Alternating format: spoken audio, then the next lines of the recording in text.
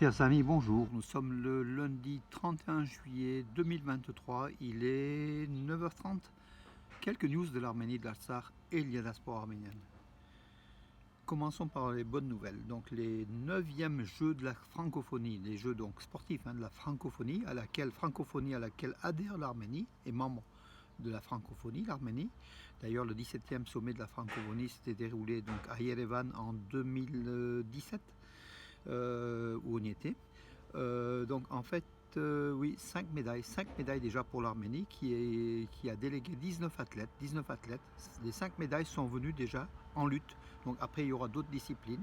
Donc l'Arménie a déjà 5 médailles, 2 médailles d'or, 2 médailles d'argent, une médaille de bronze en lutte libre. Voilà pour l'Arménie qui a, comment dirais-je, qui est une nation assez forte, même très forte en lutte, surtout dans le périmètre de la francophonie.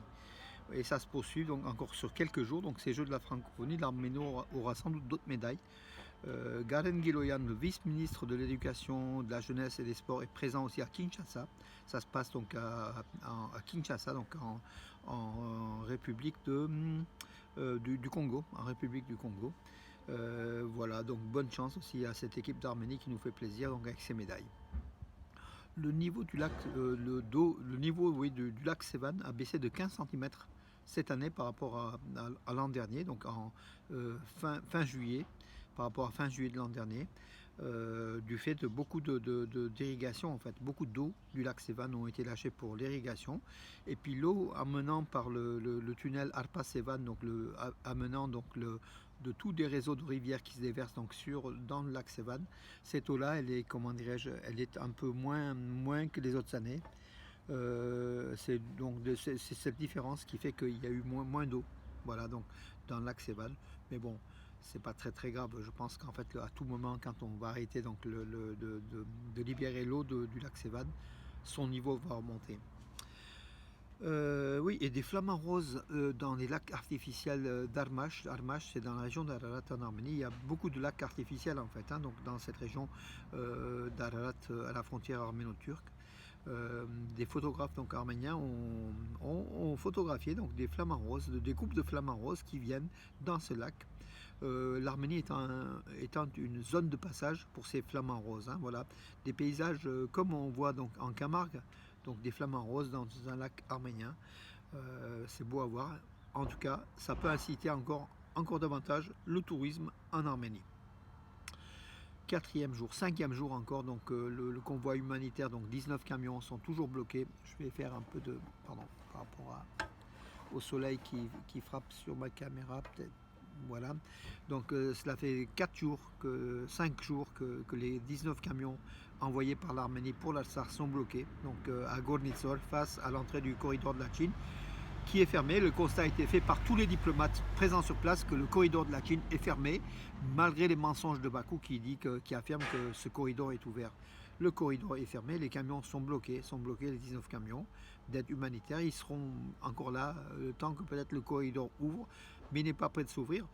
Hier, Anthony Blinken, le chef de la diplomatie américaine, a appelé son homologue azéri Ilham Aliyev pour lui demander donc pour exiger l'ouverture donc du corridor de la Chine, comme les États-Unis l'ont fait d'ailleurs à plusieurs reprises.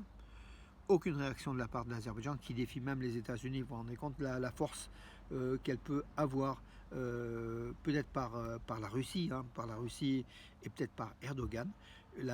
Donc voilà, donc l'Azerbaïdjan qui n'ouvre pas le corridor de la Chine, et puis les Russes qui sont censés protéger ce corridor de la Chine, sécuriser ce corridor de la Chine, sont aux abonnés absents.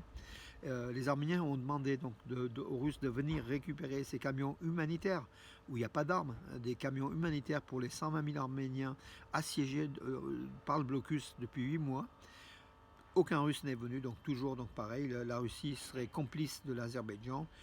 On voit de plus en plus une confirmation de cela. Voilà, donc on s'en doutait un petit peu. Et là, c'est la confirmation que la Russie ne joue pas le jeu. Elle joue plutôt le jeu anti-occidental, anti-Arménie, anti-États-Unis, anti-Europe, voilà, au profit de pro-Inde, pro-Chine, voilà, et puis pro-Azérie, qui joue sur les deux tableaux d'ailleurs avec la Turquie, qui fait partie de l'Occident avec l'OTAN, et qui fait partie de cet Orient anti-Occident compliqué, mes amis, mais les Arméniens payent cash, en fait. Donc, toujours est-il que les 19 camions, 400 tonnes d'aide humanitaire de première urgence, en fait, avec aussi des médicaments, sont toujours bloqués au passage du corridor de Latchine. On en sait un peu plus donc, sur le citoyen arménien qui a été arrêté par l'Azerbaïdjan au corridor de Latchine et que Bakou l'accuse à tort d'être l'une des personnes qui ont contribué au massacre de Rojalou qui a été organisé par les forces azéries, par les forces azéries contraires à l'époque aux autorités donc azéries. Rojalou, c'est à quelques kilomètres de Stepanakert, voilà, donc un village que les Arméniens voulaient évacuer. On fait un passage, un couloir pour que la population azérie puisse quitter donc du chemin Rojalou. Et ce sont les forces azéries qui ont bloqué, même qui ont tiré sur leurs propres citoyens azéries. Voilà ce qu'il en est donc aujourd'hui. Le citoyen arménien de l'Artsakh a été fait prisonnier. Il est dans un hôpital à Bakou, d'après les dernières nouvelles de la Croix-Rouge internationale, puisqu'il a appelé aussi sa famille. Il est accusé par Bakou justement d'avoir d'avoir participé à ces massacres de Rojalou. L'Azerbaïdjan fabrique de toutes pièces des éléments, bien sûr, pour faire parler de Rojalou, pour accuser une nouvelle fois l'Arménie et les Arméniens. Elle fait tout pour, donner une image de victime, alors que c'est elle qui est calme aujourd'hui. On le voit d'ailleurs avec le corridor de Latchine, on voit avec l'occupation de la grande partie de l'Artsakh, on voit aussi avec la fermeture, le blocus du corridor de Latchine, on voit qui joue le mauvais rôle. Le mauvais rôle, c'est Aliyev, c'est le dictateur assassin Aliyev qui joue le mauvais rôle et qui veut, aux yeux de la communauté internationale, se faire passer les Arméniens comme des agresseurs. Or, c'est l'inverse. Voilà mes amis pour aujourd'hui, j'en ai terminé pour aujourd'hui. Et puis football, oui. Naël Tingizian, l'international arménien qui joue au Lokomotiv Moscou, a marqué 2 buts, un doublé en championnat de Russie. Et Spertian à Krasnodar a fait une passe décisive. Voilà, en championnat de Russie, beaucoup d'Arméniens sont parmi les meilleurs joueurs. Et puis on attend aussi peut-être Arsène Zaharian à Strasbourg. Donc le dernier nom c'était Strasbourg, avant d'aller à Chelsea l'an prochain sans doute. Voilà les nouvelles pour aujourd'hui, mes amis. Donc elles étaient, on était en week-end, donc il n'y avait pas trop de nouvelles. Pas de bonnes nouvelles pour nous. C'est vrai qu'il n'y a pas trop d'attaques aux frontières de l'Arménie et de l'Artsakh. On respire.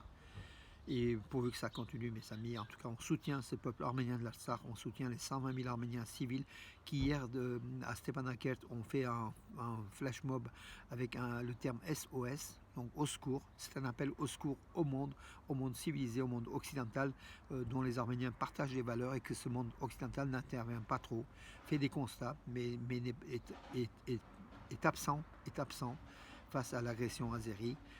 Face à l'agression militaire azérie. Il faut des armes pour l'Arménie, il faut des armes pour l'Artsakh. Seule l'arme pourra être la garantie de la sécurité et de la défense du peuple arménien, tant en Artsakh qu'en Arménie. Alors la France, s'il vous plaît, agissez vite, comme a dit Larcher, le président du Sénat. Livrez-nous des armes, on a besoin d'armes. A priori, des armes en provenance d'Inde sont arrivées en Arménie. C'est des canons d'assez longue portée, importants pour l'Arménie, pour le système de défense de l'Arménie.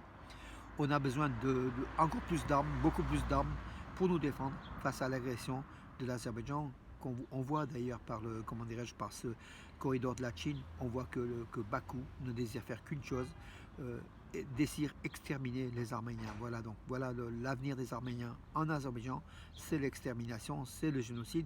C'est ce que guette aussi le sud de l'Arménie, donc le Zangezur. Si l'Arménie n'est pas armée, si l'Arménie n'est pas soutenue, le couple maléfique turco-azéri fera une bouchée de ce sud de l'Arménie pour faire une jonction pantouranienne entre la Turquie, l'Azerbaïdjan et tous les pays du monde turc.